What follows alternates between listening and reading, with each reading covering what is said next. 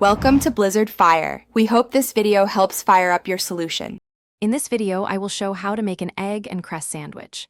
Start by boiling 2 large eggs for about 8 minutes until firm, then cool and peel them. Mash the eggs with 1 tablespoon mayo, a teaspoon mustard, salt, and black pepper to taste. Gently fold in a generous handful of washed cress and spread between 2 slices of buttered bread for a classic, quick lunch that's ready in minutes. Gather simple ingredients before you start to keep the process smooth and relaxed. You'll need 2 large eggs, 1 tablespoon of mayonnaise, 1 teaspoon of mustard, a pinch of salt and pepper, a generous handful of fresh cress, and 2 slices of bread.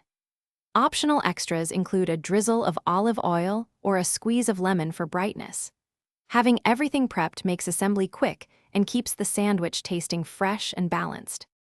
If you're finding this video helpful, please hit subscribe and like so I can keep making quick kitchen tips. Quick recommendation.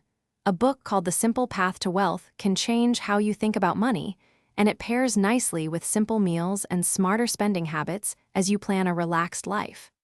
Check the description for the book link and other deals, and now let's get back to the video. Assemble with care to maintain texture and flavor, and enjoy the process.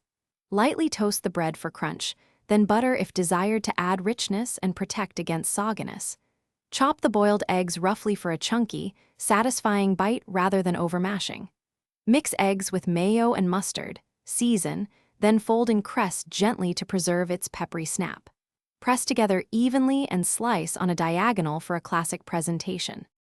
Thanks for watching. If you found this helpful, don't forget to like and subscribe.